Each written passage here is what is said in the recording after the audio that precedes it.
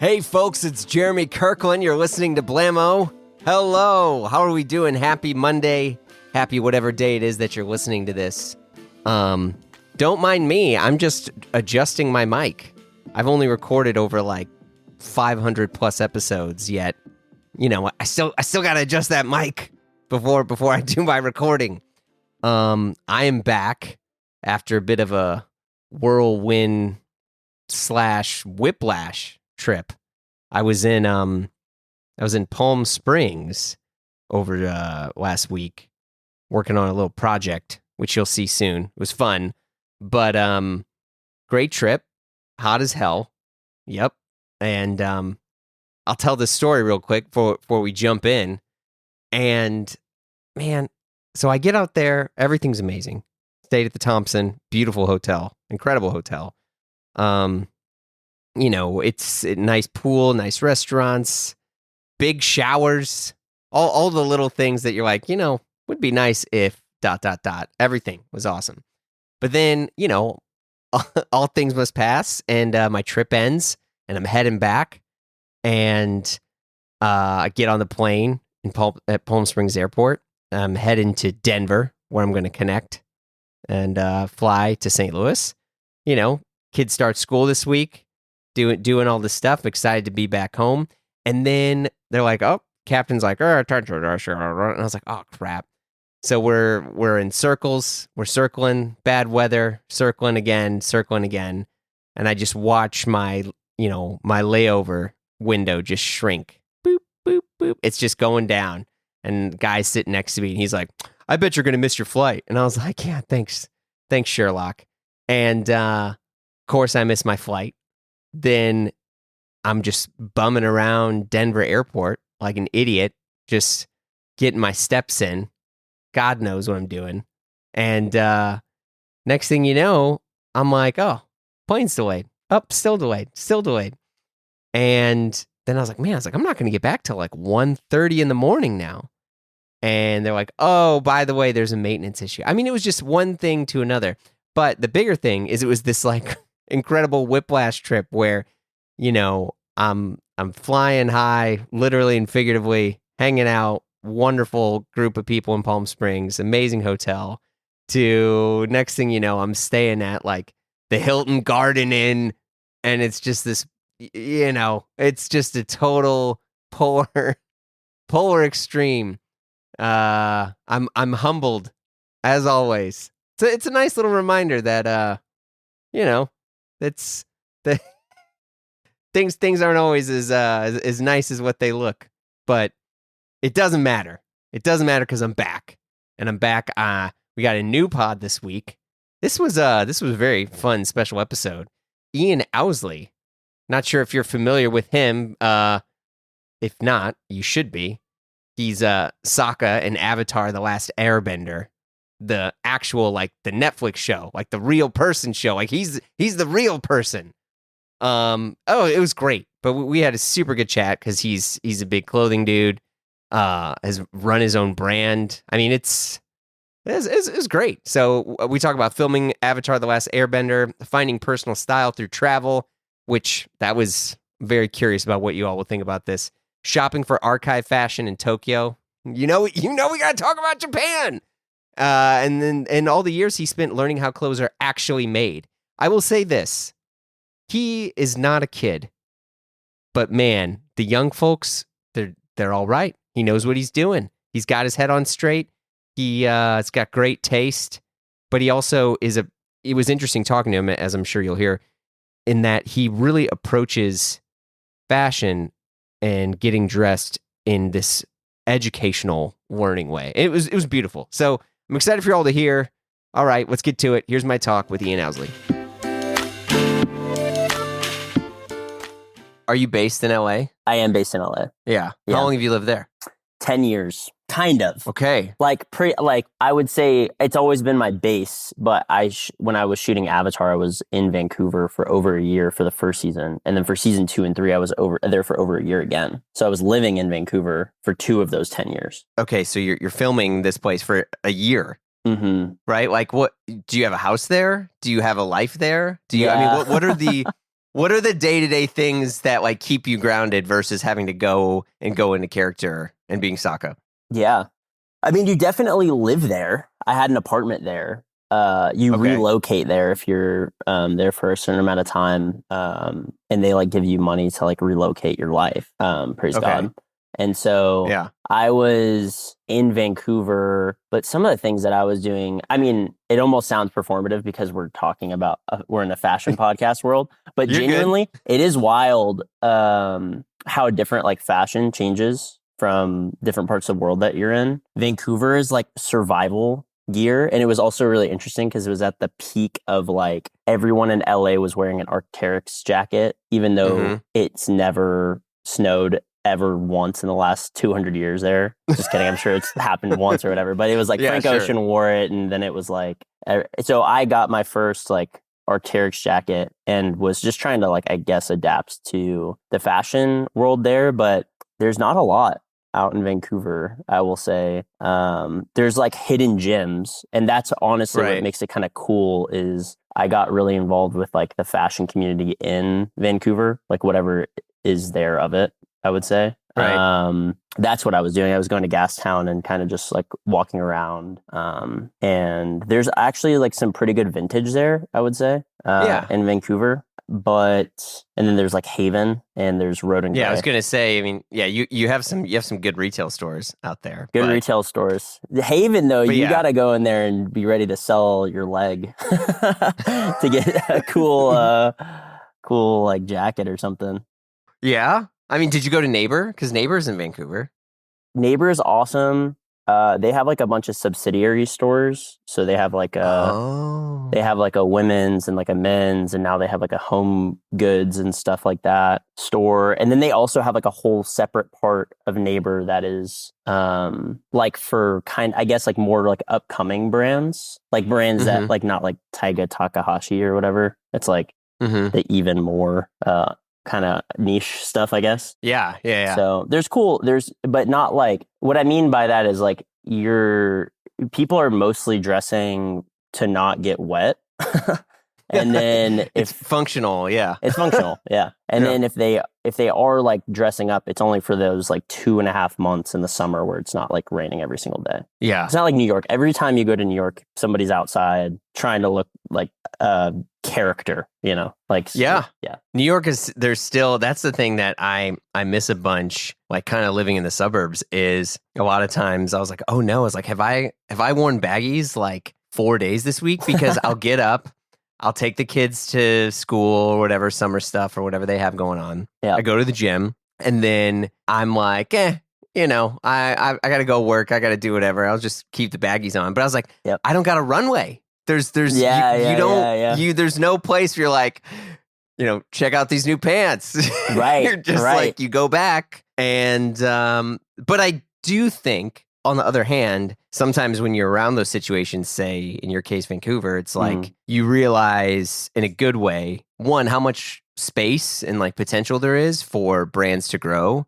And I think sometimes when you're able to disconnect from the rat race of it all, because even say New York, like it's great. Yes, you can go and you cruise down Orchard and you go to all the cool shops and you sit at every bench and drink 600 espressos. But like eventually you get a bit burnt out and you're like, yeah, but what are people just like really wearing to just exist? The people that that aren't like trying to shop online all day or aren't trying to communicate all these things about themselves without, you know, like what are the things that are going through their minds? And it's also when you realize you're like, oh shit, there's a lot of people that are wearing Lululemon, man.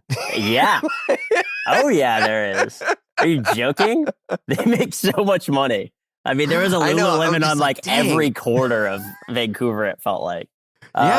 But yeah, no, I mean, I relate to that. I mean, I'm here in Madrid right now, and it's cool. I think that there's that bridge that like everyone's trying to get to some degree in fashion. Like you get like too into it, and then you wake up and you realize that you're just trying to fit in as well. Like you're trying to like buy everything to like fit in, and you're like the whole narrative is like express yourself, be who you want to be with your clothes, and then you're like, wait, I'm just buying all of this stuff because like somebody else will know what it is. And then like, but in Europe, it's like you see somebody, and so many people reach, I feel like, swag equilibrium, like swag equilibrium. I don't know why I can't say that, but like where they have like some linen shorts that go past their knees and like flip flops and like the coolest like cut tank top and like some personal jewelry. And you're like, yeah, dang, why is that way cooler than like everything that I'm seeing online? Well, you're tugging at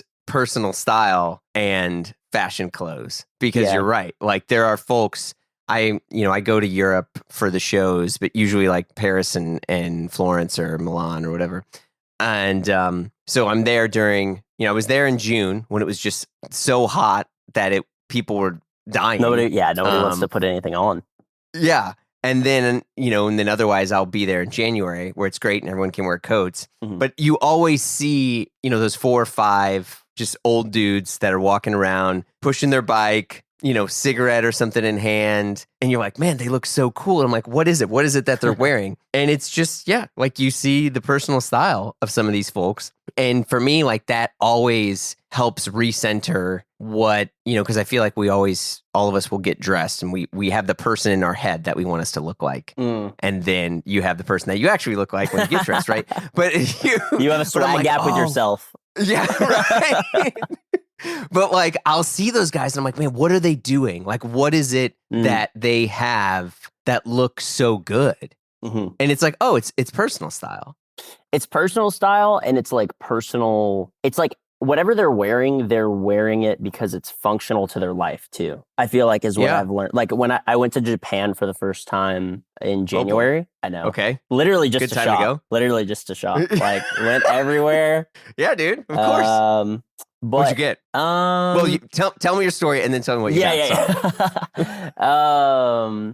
But I would just see like older people in Japan have such like what you're talking about, like in Paris, where you see like a guy that's just like living their life. And it's something about that's like inspirational for some reason, because the silhouettes, it's not everything you're seeing online. It's not like I saw a guy with like rain boots on and swim shorts and like a chef's top on. And for some reason, the way that he was wearing it, smoking a cigarette, and he had like this like bandana that he'd turn into like a folded hat. I was like, yeah, okay, so that I'll never be that cool ever. This guy's like 80 years old and he's just on his smoke break. I don't know. I feel like we all can relate to that. But I went out there for archive. I don't know. I was excited for like archive stuff. Yeah. And there wasn't like I went to all the spots and there wasn't like as much as I was hoping for, meaning like there was a lot, but there wasn't like, it wasn't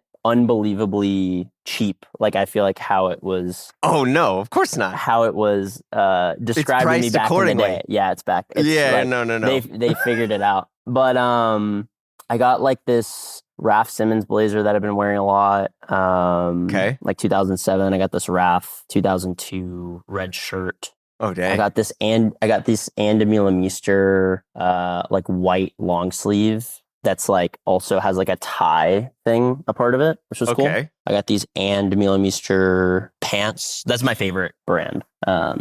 Just good one from like little Antwerp 6 action. I get it. Yeah, little Antwerp. I'm young. Maybe I'll learn something one day outside of it. But no, I think you could stay there forever, and many people do, and they are doing just fine. Yeah.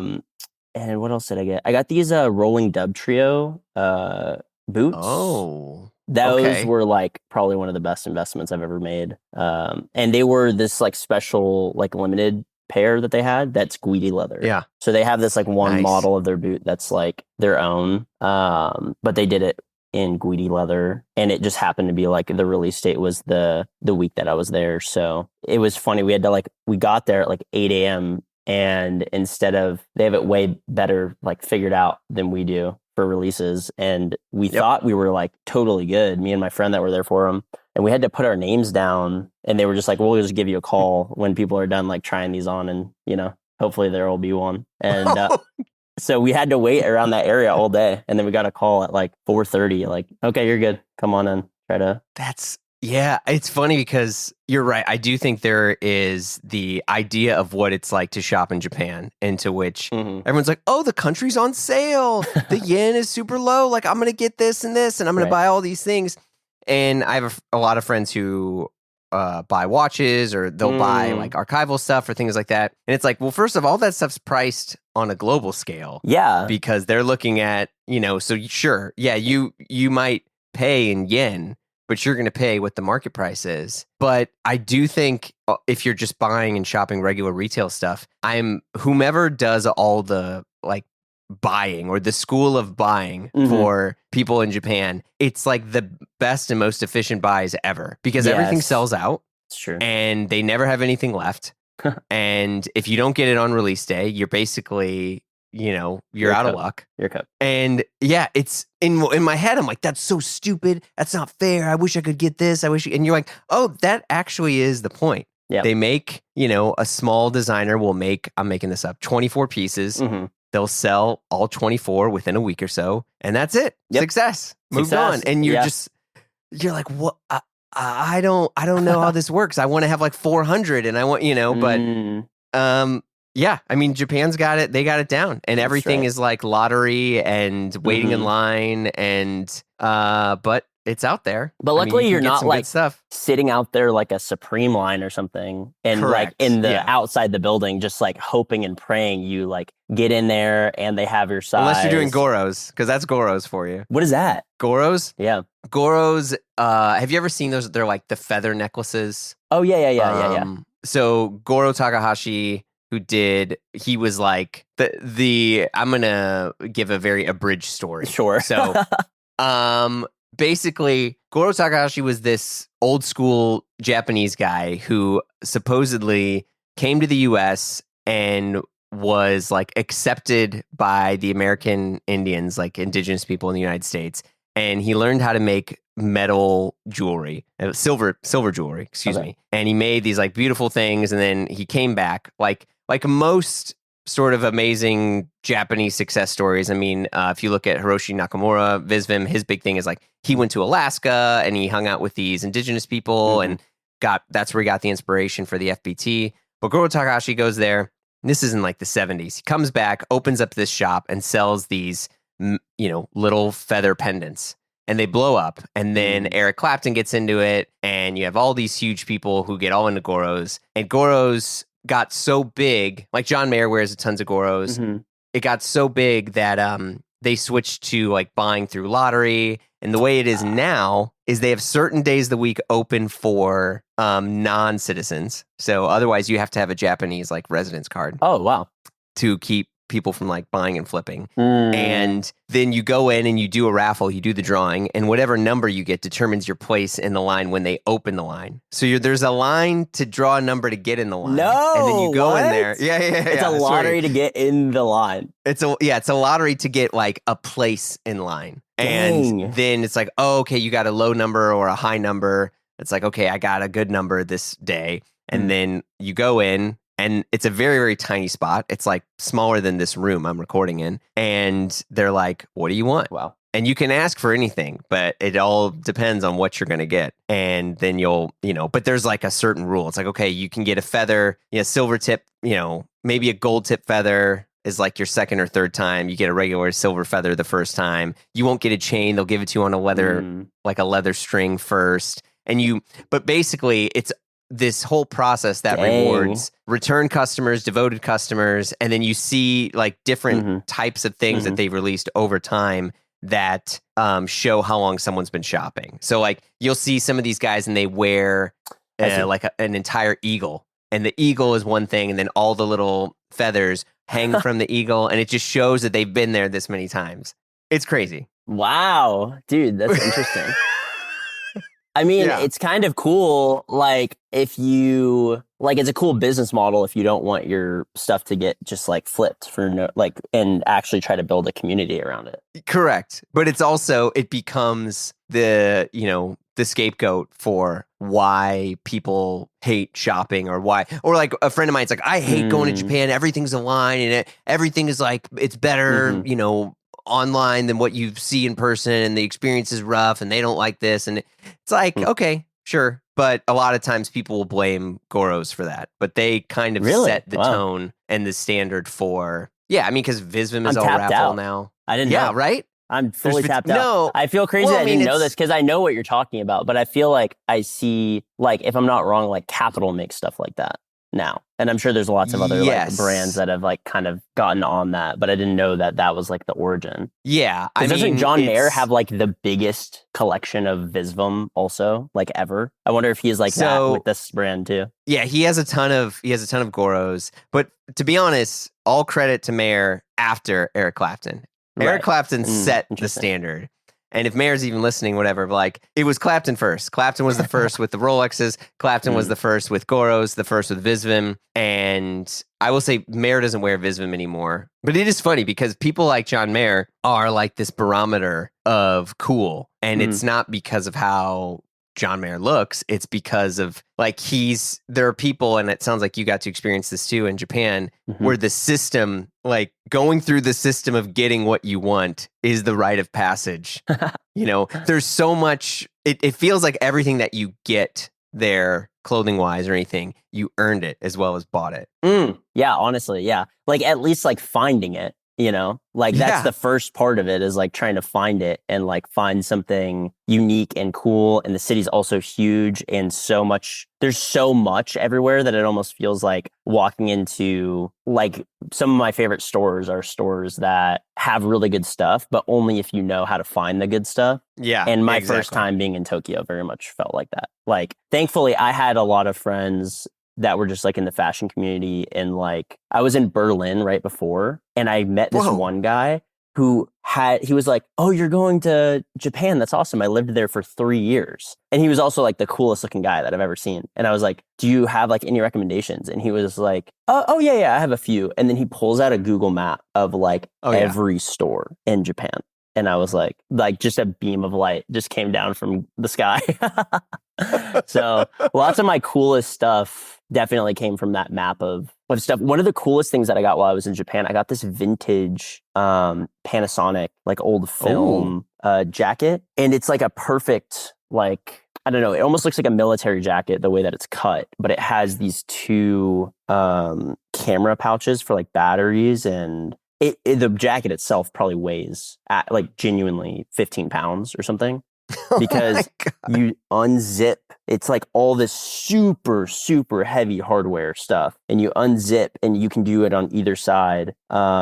These attachments, and then there's even more attachments like under the vest. So you can either wear it without these, but I've never found it since. Like I was like, my friend who's like a director and a photographer, really cool guy, he wore it on I offered to like have him borrow it because he was going to do like still photography for a movie in Oklahoma. And he was like, fell in love with it. Well, he was just shooting photos for me. And I was like, I'll just try to source one for you. And I couldn't find anything like it, like at all, like nothing even close. And I was like, oh, whoa, this thing's kind of sick. So I feel like that's kind of the coolest stuff to get. But that's what I didn't imagine, because I go to the Rose Bowl a lot, was a lot of the stuff is like the archival stuff, obviously, is a lot of it's from Italy. A lot of it's like European. And then some of those stores, like the one that I'm talking about where I got that camera jacket, was like all these gnarly World War II jackets from like different countries that were a part of World War II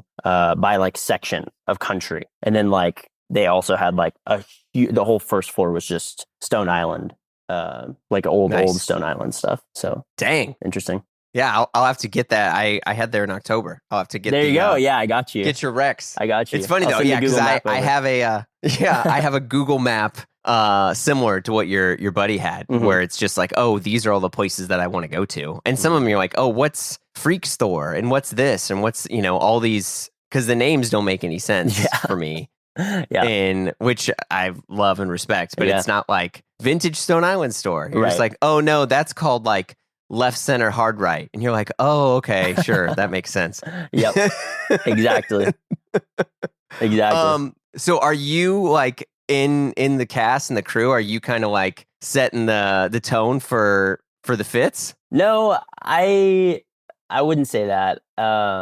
Me and Dallas are both like Dallas Liu is the guy who plays Zuko on the show. He's also like very much into fashion. And we also have like pretty similar taste. I think honestly, from being in Vancouver for so long as well, because a lot of the stuff that I was doing was like vintage related before I got on the show. Our styles are like kind of diverging now. I think that we've had some space outside of Vancouver. But yeah, I mean, Gordon, who is the main kid, looks like a mix mash of like, because he also has like all of me and Dallas's hand-me-downs too. So he's like fully looks like our son. Like he always looks like some mix of us. But he's also now like coming into his own style as well. Because it's very different. Because he also has that like Vancouver influence of like, I'm not wearing Arc'teryx beanies every day. You know what I'm saying? Stuff like that.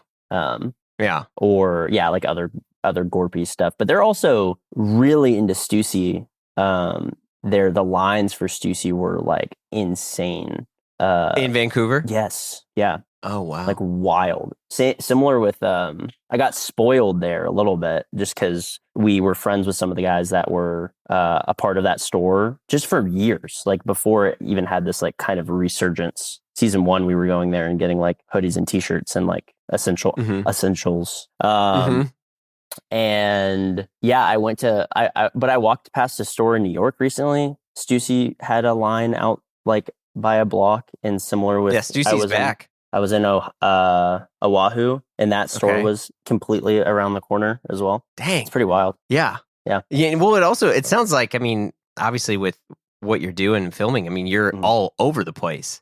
So like having to dress for multiple seasons, you know, and I don't mean multiple seasons of the show. I mean multiple seasons of like you're traveling. Yeah. But it is, I do think it's, you know, I feel like you also, everyone hits the age where they're like, okay, I have the brands that I liked when I started to get into clothes. And now I have the brands that I like because I'm not like, I'm becoming me. Right. You know, like, have you looked at old photos of yourself and you're like, yeah, I don't dress that way anymore. Of course I have. And the thing that pisses me off more than anything else is a lot of those are from season 1. Because I had to wear a hat all of season 1 because they didn't want the haircut to come out. And I've never worn hats or beanies in my life. But every time I went to the grocery store or to a vintage shop or to go eat, I had a hat on. And I hate the fits that I put together in season 1. And then one day, near the end of season 3, Gordon starts making fun of me, making fun of a fit that I had on in season 1. And I grabbed him by his little bald head. And I was like, I crawled through the mud so that you could run. You were so much cooler than me. When I was 19, well, you're 15 years old because of this photo. You better be grateful. But That's true. No, of course. Like, I don't know. I was like 14 when, or like probably a little older than that, like 15 when like Supreme was at its hype in LA. So that was one of the most interesting things was like sneaker culture. Anytime like an episode of like sneaker shopping came out, I was watching like every episode of Joe Budden and Academics podcast. Like I was really into like the Complex world. Yeah. Did you ever go to like Complex Con? There was a festival in Long Beach, and I was honestly like too young. Like one of my older friends like took me to it, and I don't think it was. I can't remember if it was Complex Con. I know the like festival itself was called like I think it was Agenda, and I don't think it's around anymore. But it was a crazy set. But there was like a Complex booth there at least. But I wasn't like I don't know. I wasn't also like well off enough to be like also in these as like cool. Like I couldn't like buy any of the sneakers or anything. Like I remember one week I got on the Supreme app and I got like a beanie and they were $54, which was a lot of money for me, but it was like not like a ton, like a $120 t-shirt or something. So I was like, let's go. I wore that beanie like every day, like a bright red Supreme beanie.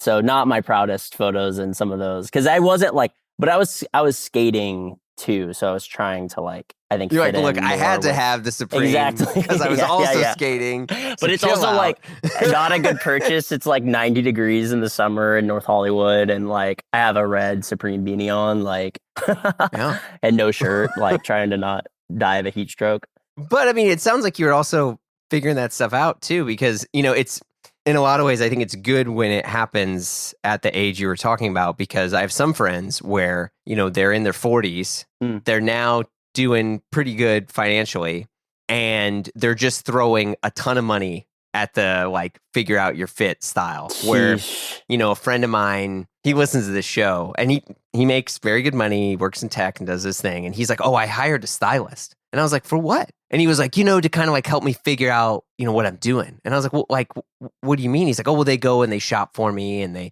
was like, dude, you're at a computer all day. I was like, just go to like Mr. Porter or whatever, Right. and just start like, you don't need to hire the stylist and figure it out. And then he showed me all this stuff his stylist picked out for him. Mhm. And it's all like Balenciaga, like big, like it's rich clothes, Right. versus, It's your you rich know, it's like, costume. oh, yeah, exactly. And Yeah. look, no shots to Balenciaga, but like, No, I it's, mean, yeah, of for course. my friend in this state of his life, I was like, maybe that's not who Maybe you want not to be. Like, the maybe, yeah, go get some neon- tailored clothing. Yeah.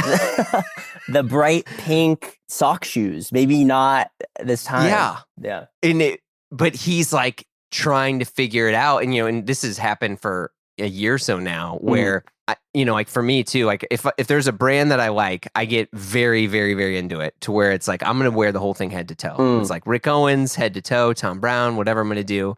And then you'll be like, okay, I actually just like this one thing from this brand, or this one thing from this brand. And then, but you do have to kind of buy it all to figure out your style. It's because true. you have to figure out like how you feel owning it, and how you feel when you wear it on this day or this day. Yeah. And I'm curious, like, did that happen for you at all? Definitely. I mean, 100%. I feel lucky that I was doing like a lot more vintage stuff before Okay. I got into like that area where I couldn't visualize what would look Yeah. good on myself. Like I bought so much old clothes, and at not like a super expensive price, that it was like, Right.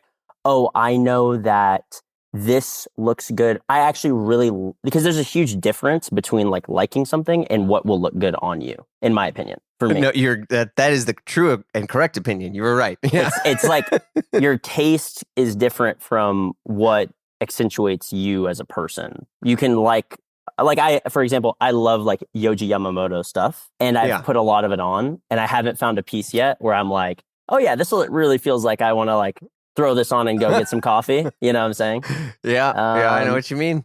But I am still, it's still really hard for me to pull like the trigger on like the thing that I like, especially when it's like designer pieces that are retail. It's usually like a tattoo. It's like, I've seen this so much that I know that this will look good and fit in my closet, that I will finally, yes, I will spend the money on that piece. But a lot of my stuff is still secondhand. Like I would say 90% of what I have is secondhand, because I was doing wholesale vintage at one point, and then we were doing like a curated vintage shop inside of the store. We were making our own clothes. So wait, because was this in Texas or was this in LA? This is in LA. It was a shop called KALÓ SOIL. We had like because this is your brand, right? Yeah. Well, okay. Yeah. It's not. No, it is no longer. But it is like, just because all three of us that were doing it kind of split in different directions. My reason was like season 2 and 3 of Avatar. It was like there's no possible way that yo man, I gotta do some jump kicks and cut some checks. Like I get it. Right. I gotta throw this boomerang around, and then we'll see where we're at the end of it. But yeah, like a lot of our stuff was built off of figuring out what we liked through vintage. And all of our stuff was based off of references like everybody else, but all of ours were built off of really unique vintage pieces that we found, you know? Okay. Yeah. Yeah. Is that, I mean, do you still see yourself, you know, having some form of brand or store on your own? Yeah, for sure. I mean, I think that's all of our KALÓ was really special because it was all three of our tastes kind of like blended in to each other. But a lot of my stuff is different from like what we made at KALÓ.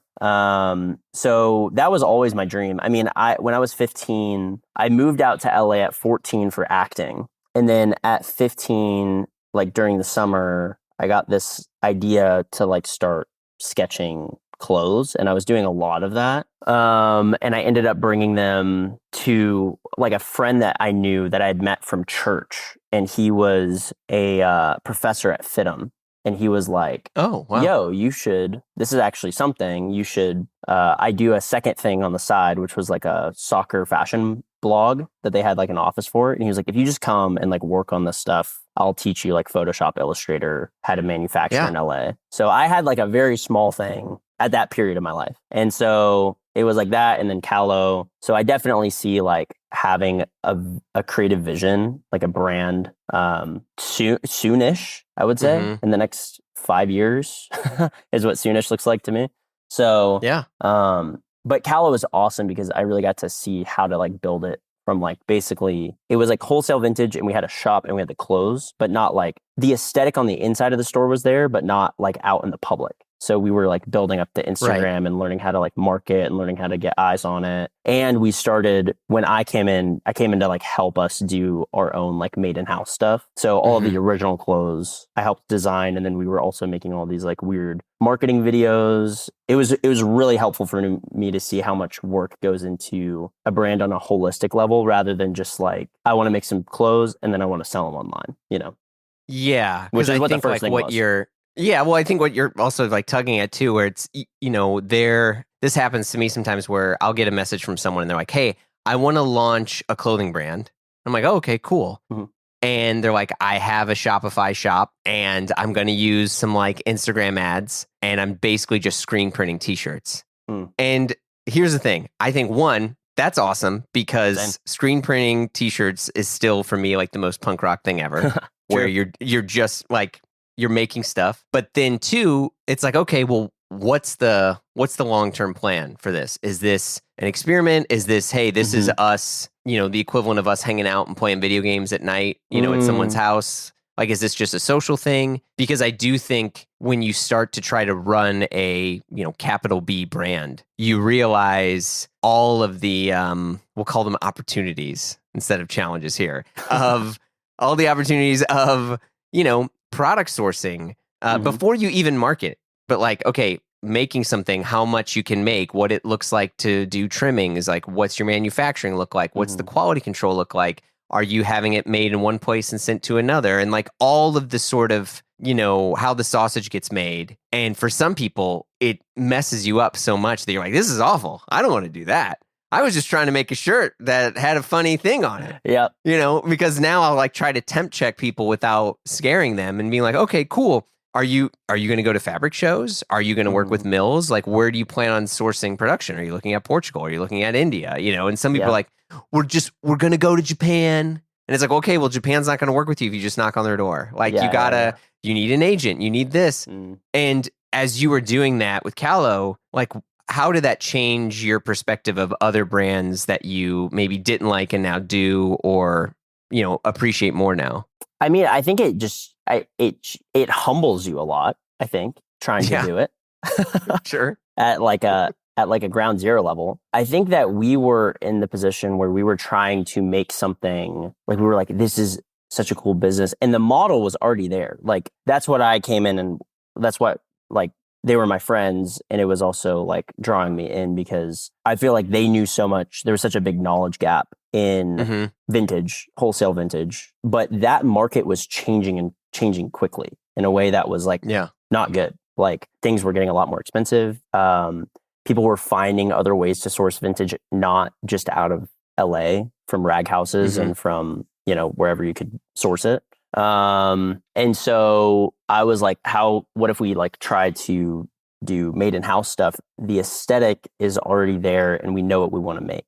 And I personally just wanted clothes that I, as a 19-year-old guy, who didn't know a thing about laundry wasn't going to turn their 1970s shirt from a regular fit size to like this big. You know what I'm saying? Yeah. Like, how can I just wear some like not something just so gross? Like, because we were into like zombie shirts is what we'd call them, just like destroyed. There was like these random huge stains on them. That's like, how cool is this? This is shredded, man. Yeah, I get it. And I still love that stuff, but I was like, I want like a shirt where I can like walk into my, like, go see my parents and them not be like, are you okay? Like, are you taking care of yourself?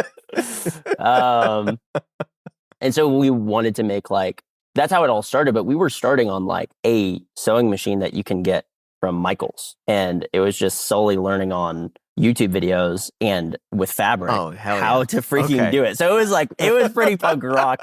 Still, it was like the screen printing t-shirts of like high level clothes, because that's also was our vision. Was we didn't want to, our stuff wasn't like, it was almost in between streetwear in a way, because you could wear them, but our stuff is like weird too. It's not like stuff you can just put on. I mean, I saw it. It's not weird, but you're right. It does not look like Sid Mashburn or like, Oxford shirts and chinos. Sure. Yeah. Like it, yeah. So we were just trying to figure out like, how do we make the stuff that's in our heads like out? But that's what was so fun about it, is it felt like all three of the things that you were describing is like, is this a hangout? Like you're doing video games? Is this like a business? It's like we were there from like, would say we would be there at 9 and then would really be there at like 9:30 and then would be there until like 11 p.m. Like almost every day for like a year plus. So it was like all three of those things where we were, it was just us three. And then we had a couple of like people that were helping out as well that would come in and just like help. But we were getting fabrics from downtown LA. I mean, it was all LA sourced. So, that helps. Which is a great place to make clothes. I mean, it's a great place to make clothes. I'll be honest, like I was going to go help get the fabric because sometimes I was the only one with like a running car. And so then we would go get the fabric. And I honestly couldn't even tell you the name of the store. Like Sully was the one going and having the relationships with the people and buying the fabric and then sewing them. But we were just all designing. And then I was helping like make vignettes and making, because I want to be a filmmaker and direct stuff. So that was fun to me, is like, how do you make these clothes look good in this like kind of weird conceptual story without a story that's more about like showing off the clothes. So it was like our art project and our business and our hangout spot. It was honestly one of the most creatively fulfilling times of my life in general, just because of all of those reasons. But I mean, you get why people like Eddie Slimane, right? Where people like amazing designer. I loved early Dior. Like that's early Dior, like 2005 to 07 is what really got me into clothes. Oh, wow. That's a cool time to get into clothes. I mean, it was like, because I moved to New York in like 04, 05. And one of the first things I did, very not smart, okay, very stupid, was my rent at the time was $600 in the Lower East Side. I lived on Norfolk and Delancey. And I was like, okay, so I only need to make like $800 to live every month. And I'm like, I'm sure I can survive off this. So I had a little bit of extra cash and from other work and savings that I had. And I immediately went to Dior Homme and I spent $600 on the 17.5 centimeter, big stack jeans. And I was like, this is all I need. I'm just going to wear this every day with a t-shirt. That's awesome. And I was like, this is so awesome. And I remember seeing the Eddie Slimane photos. He would take pictures of people. And I was like, this is so ridiculous. Like, why is anyone even liking this? Like, he makes clothes. He shouldn't be taking photos.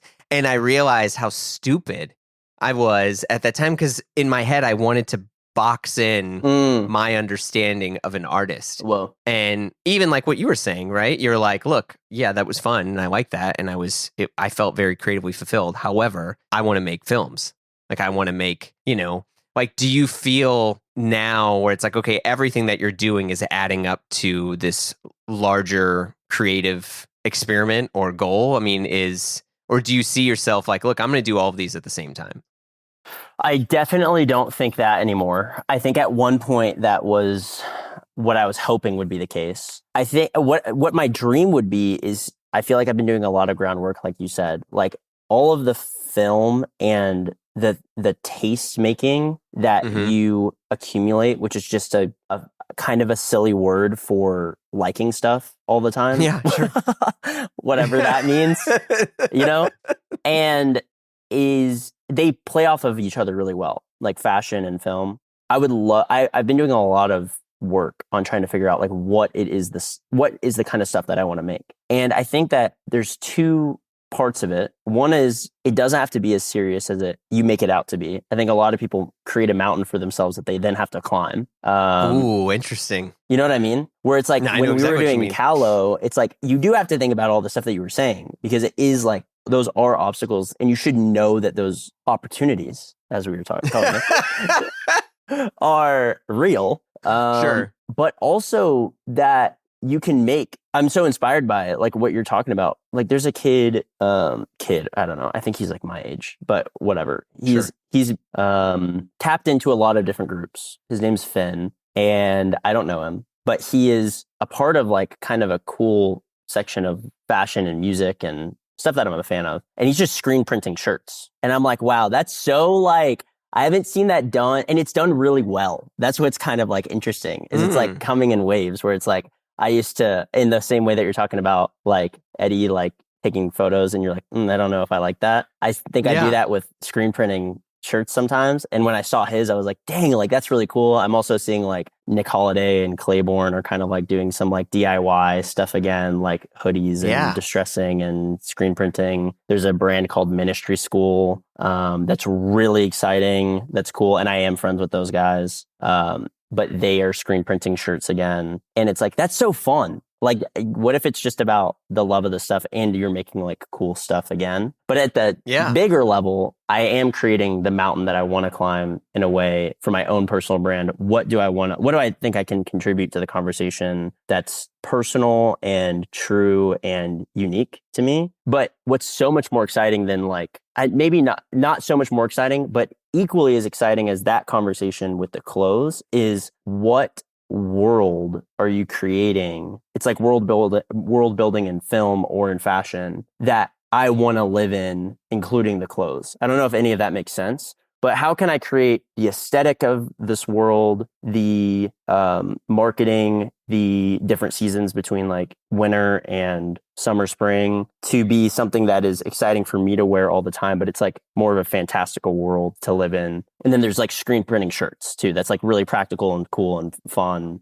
But there are like two different worlds. I want to do this at some point because it feels closer to like film, like building a place where you can go escape. And my goal would be to set that up in a way where I could do that, and you need a lot of money to do that so that you can like let it run on its own and then go make films and then come back to this world that's like my little planet that I've built of clothes and aesthetic that like kind of feeds into like film and other stuff. But that's like a global scale, I guess. No, I mean, I think that's, to be honest, that is the best way to do it. I mean, when we look at specifically American brands that have done that and done it well, I mean, how many can we name? I feel like it's really just Ralph Lauren.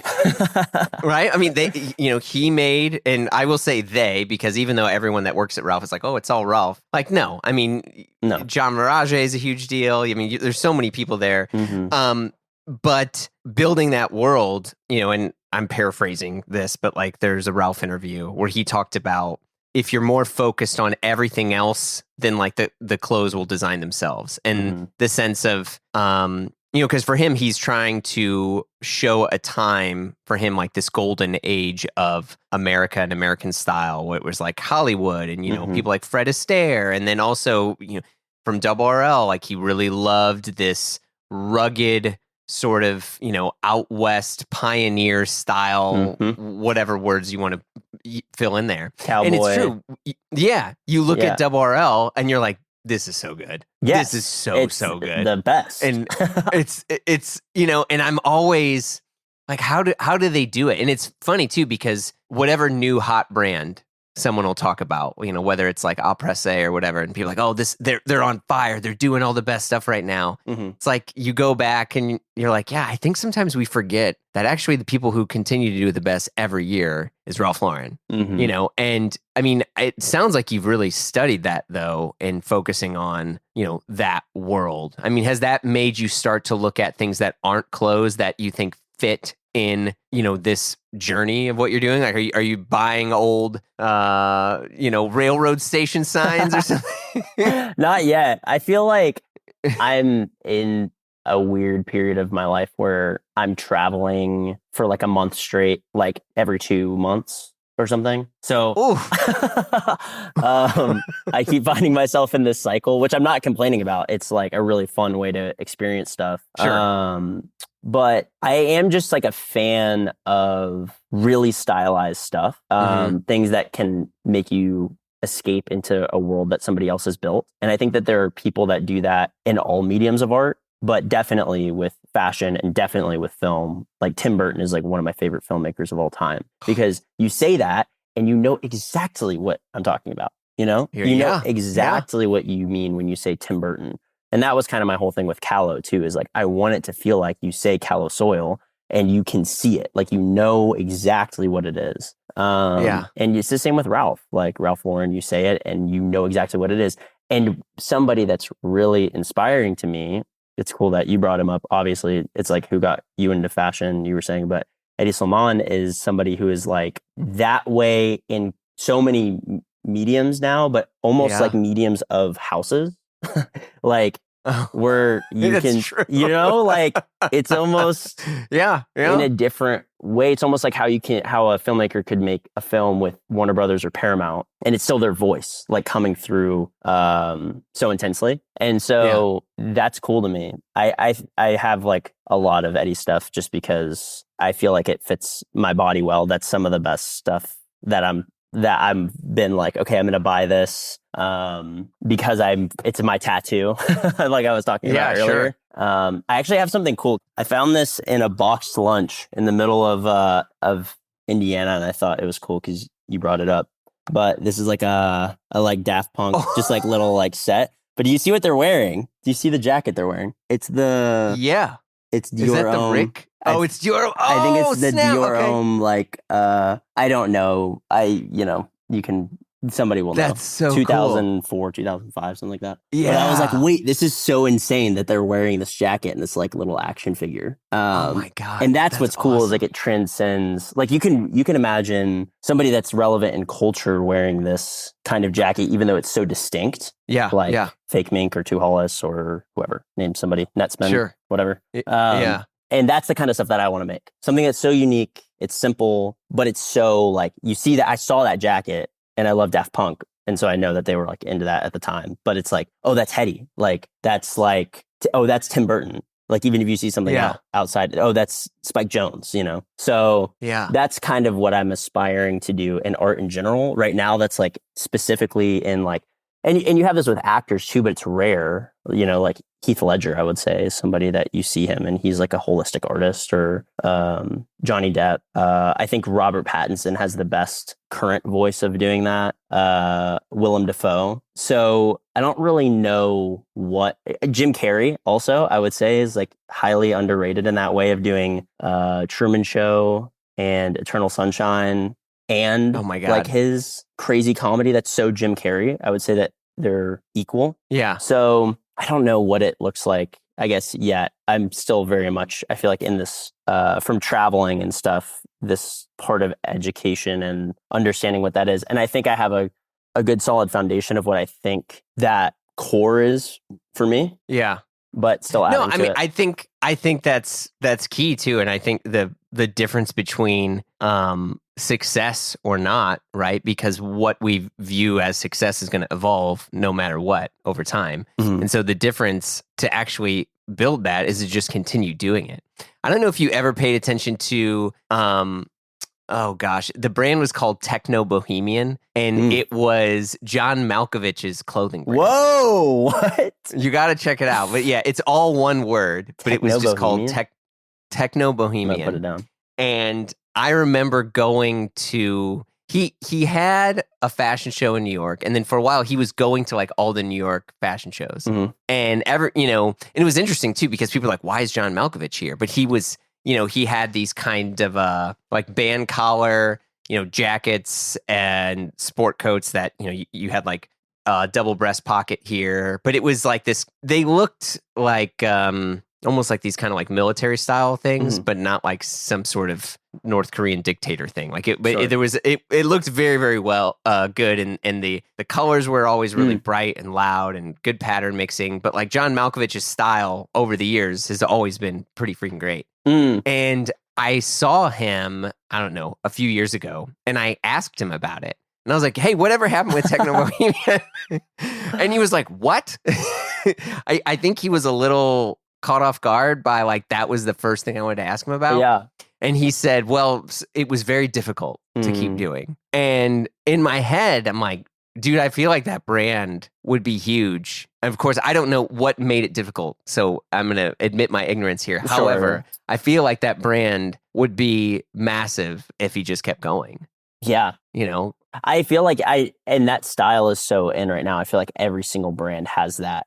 I guess I don't know exactly what you're talking about, but I think of those like those kind of like band very Victorian jackets, like Alexander McQueen and Demeulemeester. They all like have one of those. Celine, all has like one of those kind of jackets right now. Yeah, and like the tailoring too that he had, where so for people just listening, he had like the gorge on his lapel, which is like where the little, it's like where your lapel sits. It was pretty high up. It was like a 3-2 roll, but he always buttoned the third button up top. So it, so was the helping lapel, the hourglass shape. Yeah, so it looks really, really good. And also, I mean, John Malkovich is just cool. So like he was modeling all the clothes. And I think because he also didn't have this sort of, drop 8 chiseled physique, he looked like a cool looking guy. I mean, there was also another brand that was popping off at that time called Adam Kimmel.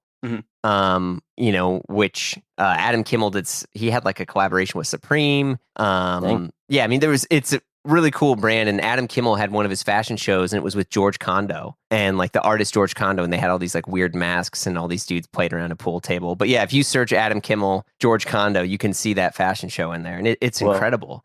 But that's for really me, cool. Some of these things I'm like, man, I wish they would have kept going because I love Techno Bohemian. I think Adam Kimmel stuff is also great. But, again, I don't know what made it difficult to respond back to Mr. Malkovich. Yeah.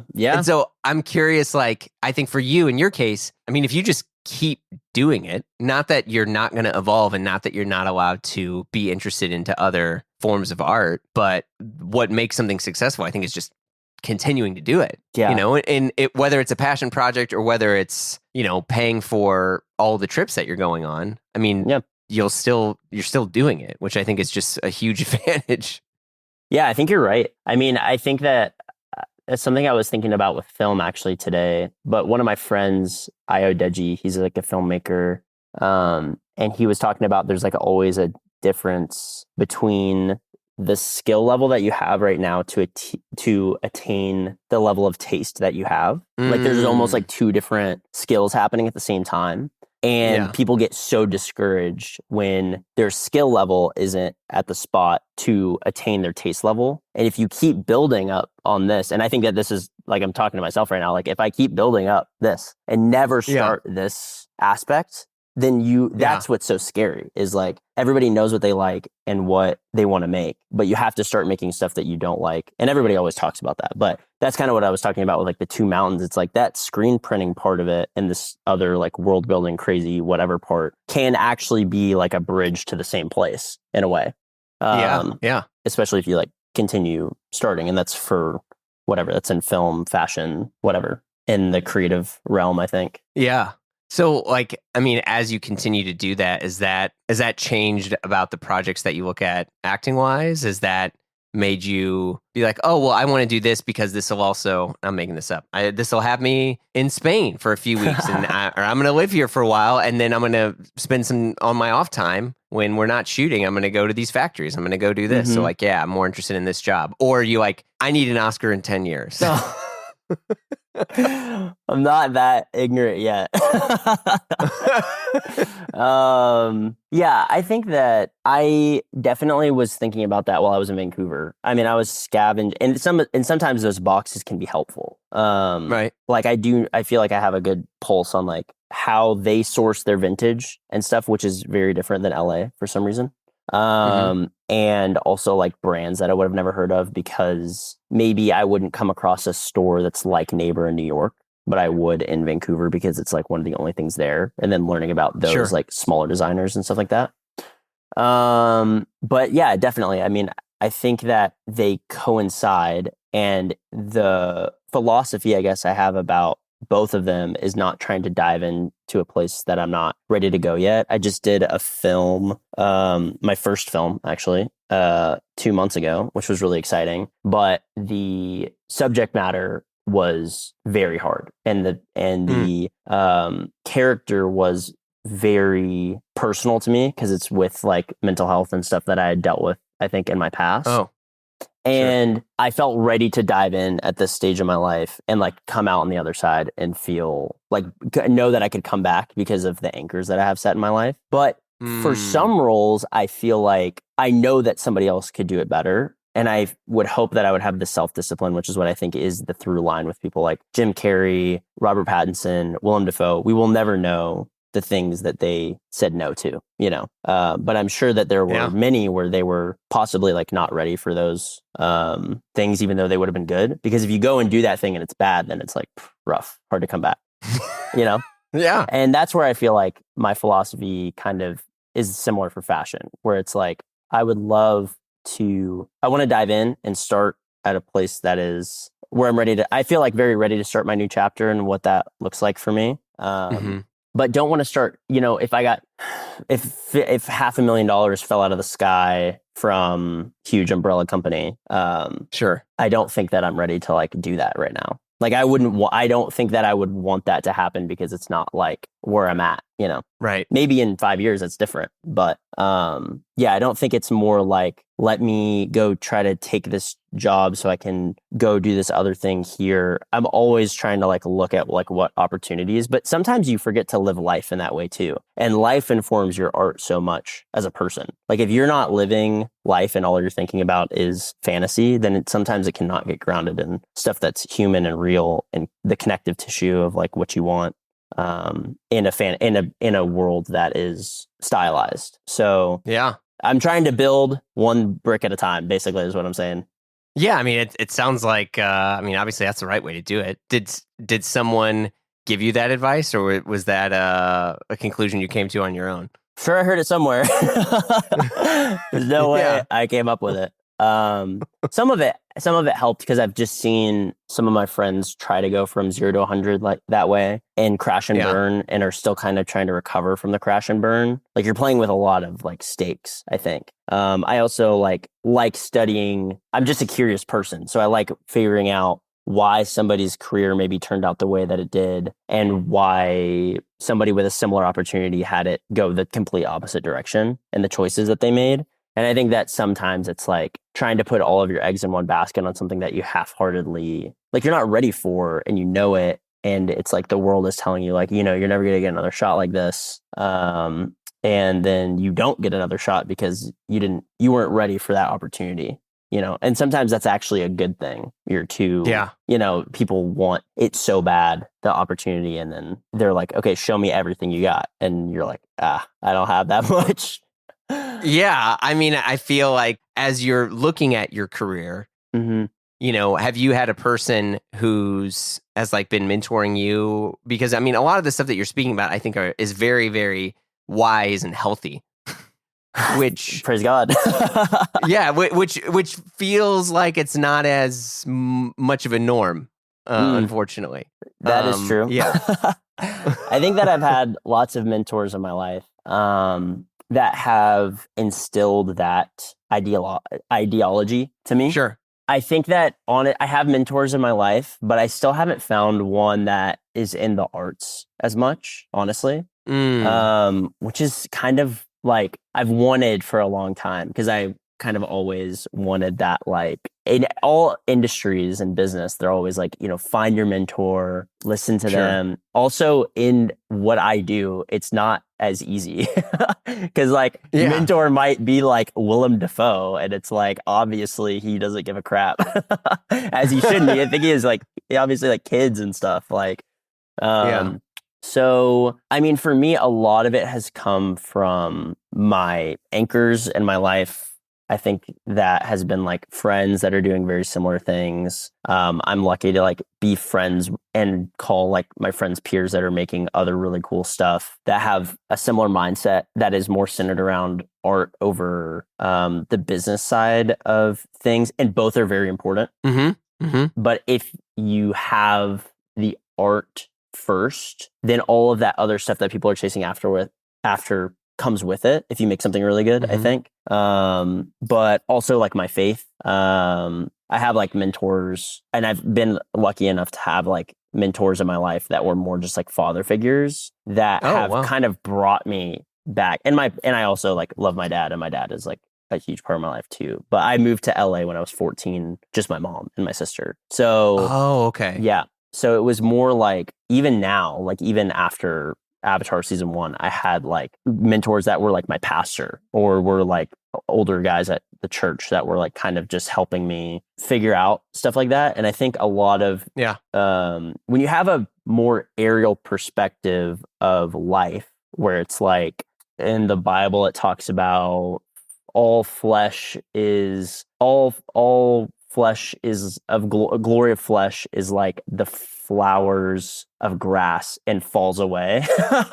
You start kind of looking more at things like, how can I make something cool while I'm here that can like be inspiring to other people and be just something cool for me, because there's so many things that are more important in the world. Like if you can become, if you can kind of, I think that it freed me up so much, that like my faith freed me up to not be so, like I feel like my work was like a master of me. And when I was able to like submit to something else and be like, oh, this is what I want to reflect. I want to look more like Jesus, honestly. And it frees me up to like make my work, like I'm controlling my work now. Some people feel like life is like flying by. I think a lot of that is like why you might see people take those like lack mindset, if you want to call it that. Like I get this thing, I got to take it. I get this thing, I got to do this.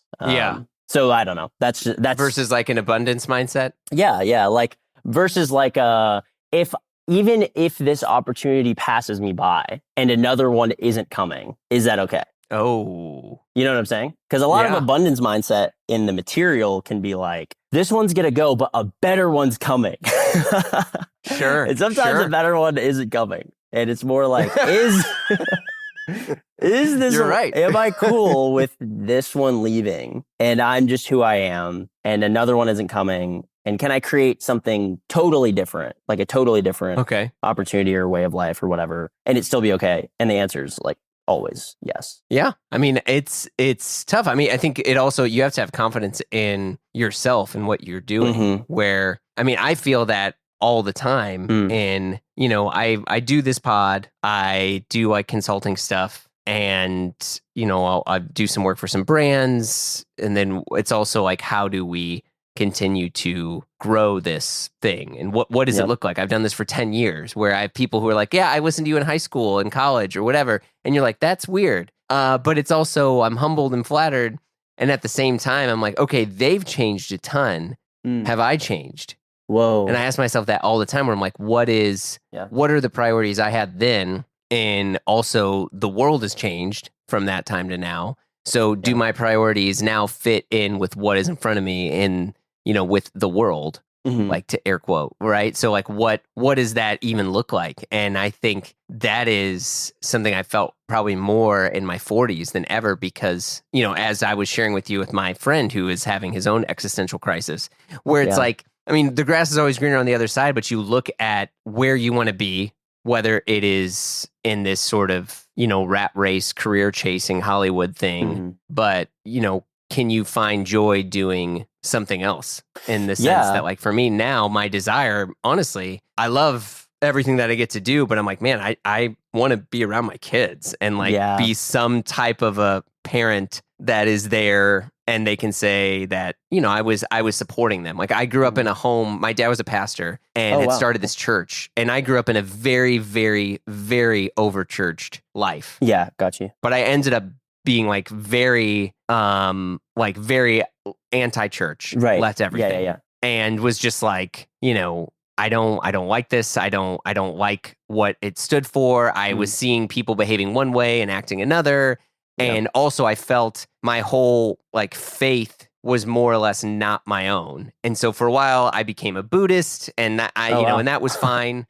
And then I remember telling, I remember telling my dad, and my dad was, I was like, Dad, like I'm not doing this. Like you stop sending me C.S. Lewis books. Sure. I'm a Buddhist, and I'm, and I remember he was just like, that's okay.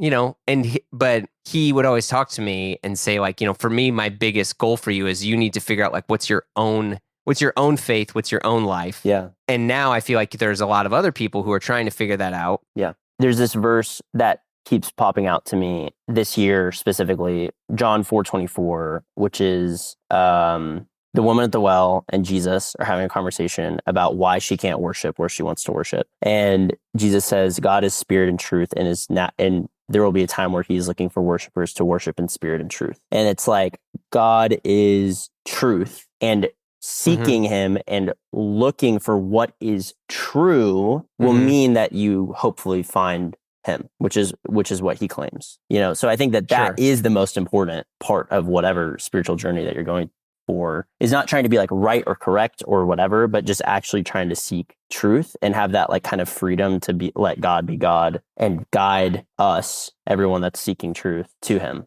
Yeah, true. True. Yeah.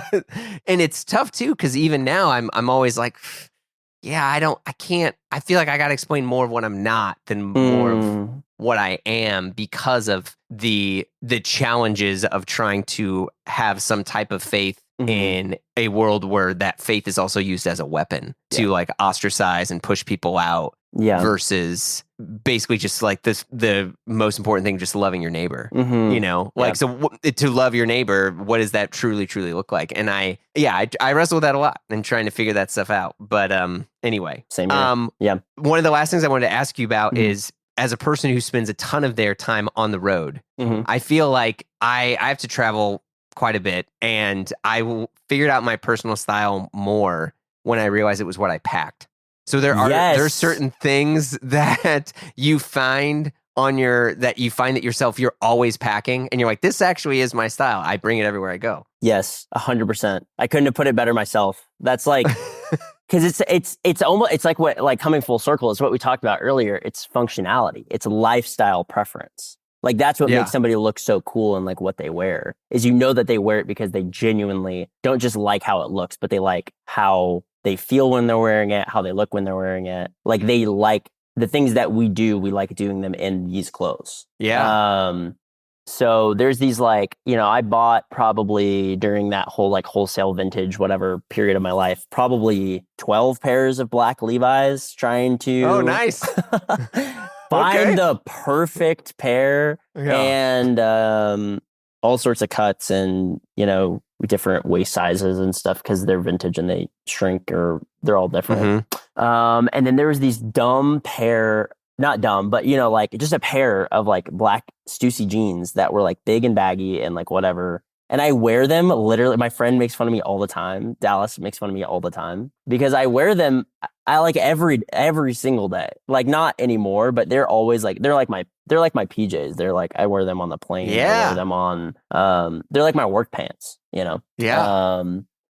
There's a bunch of this vintage T-shirt has made its way around for probably 3.5 years. Healthcare is a right. Healthcare is a right. The big medical cross on it. And then on the back, it has and none of these holes were here at the beginning, which is actually kind of surprising. Oh, there you go. You earned those holes. I earned these holes. It has all this. It's pump up the budget. And then it has a big housing, hospital beds. Yeah.